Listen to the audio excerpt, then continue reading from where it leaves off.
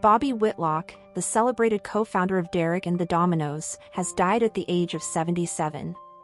His manager, Kaye, confirmed the news to Variety, revealing that the rock legend passed away at his home in Texas at 1:20 a.m., following a short battle with cancer. He was surrounded by family in his final moments. Whitlock's wife, singer and musician Coco Carmel Whitlock, expressed her grief in an emotional statement to TMZ, struggling to capture the magnitude of his life and spirit in just a few words. She reflected on his remarkable journey from deep poverty in the American South to extraordinary musical heights in an astonishingly short span of time. "My love, Bobby viewed life as a grand adventure," she wrote. "He would take me by the hand and guide me into a world full of wonder, from music to poetry to painting. I can still feel those hands, so warm and expressive, resting on my face or at the small of my back. Whenever I close my eyes, he is there." The couple had been married since Christmas Eve 2005, when they wed in Nashville, Tennessee. A year later, they relocated to Austin, Texas, where they continued both their life and music together. Born and raised in Memphis, Tennessee, Whitlock's musical passion developed early. As a teenager, he was already recording alongside legendary acts such as Sam and Dave and Booker T. and the MGs. He made history as the first white artist signed to the iconic Stax Records, a label that played a major role in shaping the soul music sound of the 1960s. Whitlock's career trajectory changed dramatically in 1969 when he played on Accept No Substitute, the album by Delaney and Bonnie Bramlett.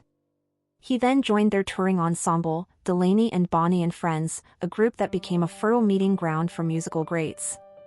During his time with the Bramletts, Whitlock formed key friendships with Eric Clapton and George Harrison, who had both joined the Friends on tour. Those relationships proved pivotal. In 1970, Whitlock and Clapton collaborated on Harrison's critically acclaimed triple album All Things Must Pass. Not long after, they decided to form their own band, Derek and the Dominos, alongside bassist Carl Rattle and drummer Jim Gordon. The group produced one of the most revered albums in rock history, Layla and Other Assorted Love Songs.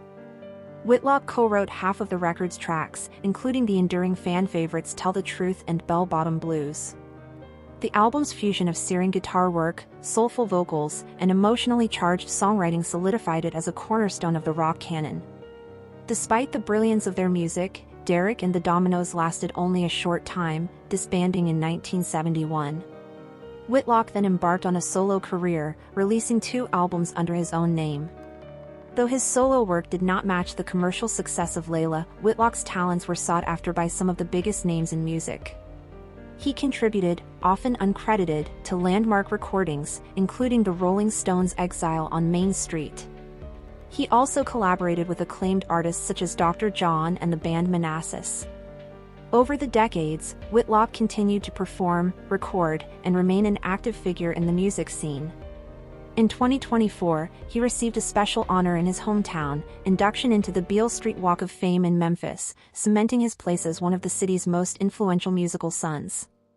In his later years, Whitlock frequently toured and recorded with his wife Coco Carmel, blending their musical chemistry with their personal partnership. Fans appreciated their authenticity, commitment to artistry, and their ability to keep classic rock spirit alive while also embracing new creative directions. Whitlock is survived by his wife Coco, his sister Debbie Wade, and his children, Ashley Brown, Bo Whitlock, and Tim Whitlock Kelly. His passing marks the loss of another major voice in rock history, one whose contributions helped shape the sound of an era. The news of his death quickly prompted a wave of tributes from fellow musicians, critics, and fans worldwide. Many took to social media to share their condolences and memories. One tribute posted on X, formerly Twitter, reflected on the immense cultural void left behind. "We've lost 2 of the most unique voices in recent days, first, the incomparable Terry Reid, and now the brilliant Bobby Whitlock, who excelled in Derek and the Dominos. Little by little, we are facing a world without reference points, a world less musical." Another fan drew a literary parallel to Whitlock's enduring influence. "We've lost Bobby Whitlock. If you're going to be remembered for one album, Layla is the one you want. It's like writing To Kill a Mockingbird or Catcher in the Rye, you only need one. RIP." Others noted that Whitlock's death was part of a troubling pattern in recent years, with the loss of numerous music legends. "The past year has been terrible for music greats," one person wrote, alongside a black-and-white photo of Whitlock during his prime. Beyond the tributes and public mourning, many remember Whitlock as not only a gifted musician but also a warm, deeply passionate individual. His ability to connect with people, whether through heartfelt lyrics, stirring performances, or personal kindness, left a lasting impact. His collaborations bridged genres, blending rock, soul, and blues into a sound that resonated across generations.